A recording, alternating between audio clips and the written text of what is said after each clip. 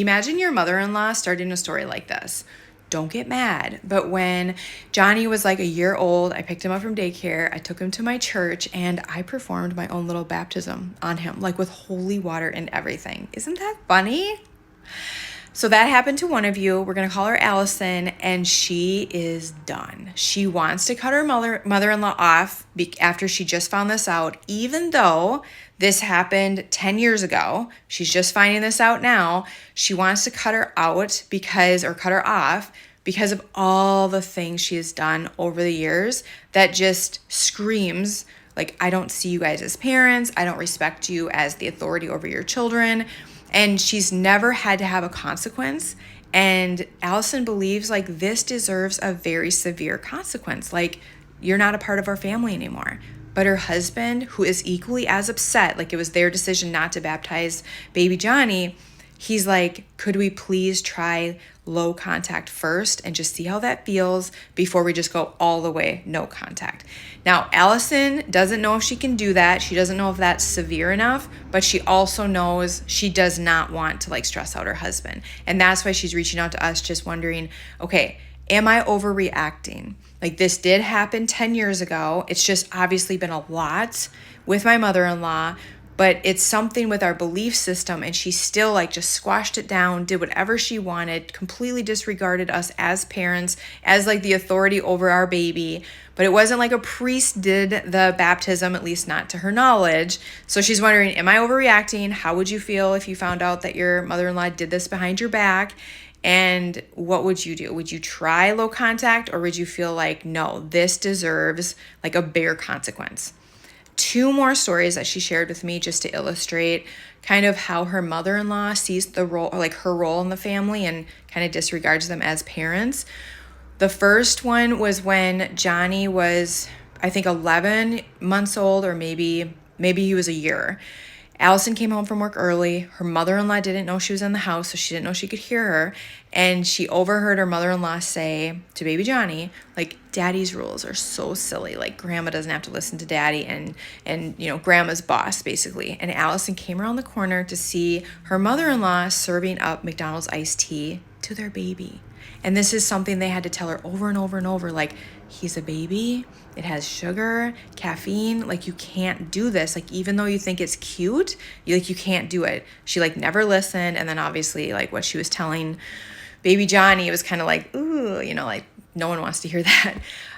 The second story was when Johnny was 8 years old. He went on an adventure with grandma. He came home, and when they were doing his bedtime routine, he's like, hey, Mom, you know, you said if an adult ever tells me to keep a secret, to tell you right away, unless it's like a birthday surprise or something.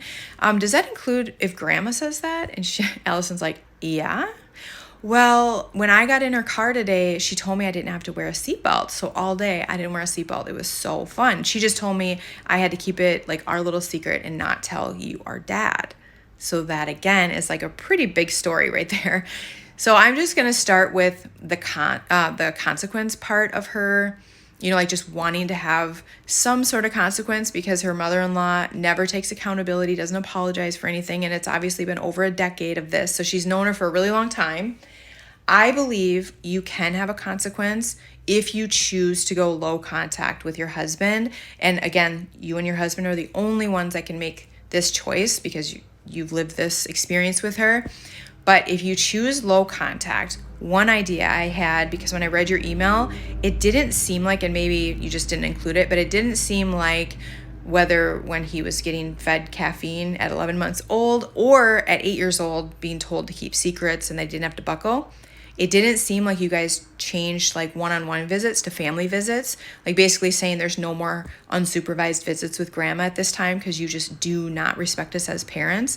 You guys can do that now. Even though you're just finding out that the baptism like happened 10 years ago, you still have a plethora of like data points proving that your mother-in-law does not respect your parenting rules, does not respect you as parents, like won't, you know, do things that obviously keep your child safe.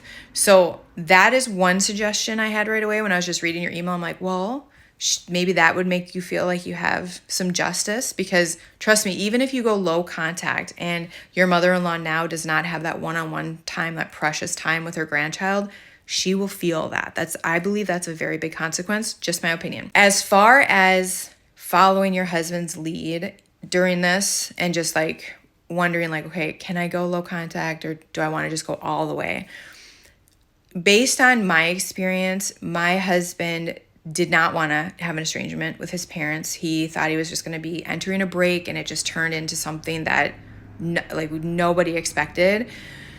But for him, like, estrangement was unbearable.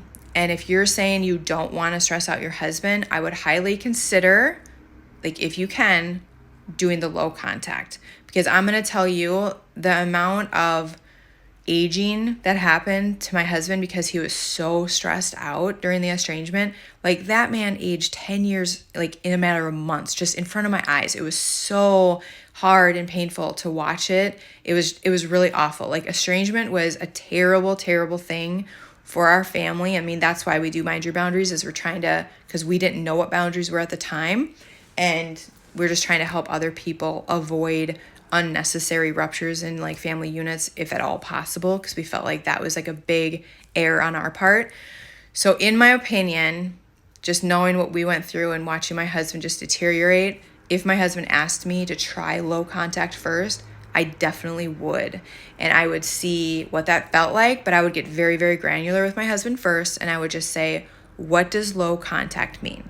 Does that mean we still go to all the events? Do we just go to like some of the main functions? And when we're there, do we go for the whole full 6 hours, or are we just doing 3 hours? Like, let's get granular. Do I get to not have any texting with your mom now? Are you going to handle all that? Like, all of it, get it all figured out.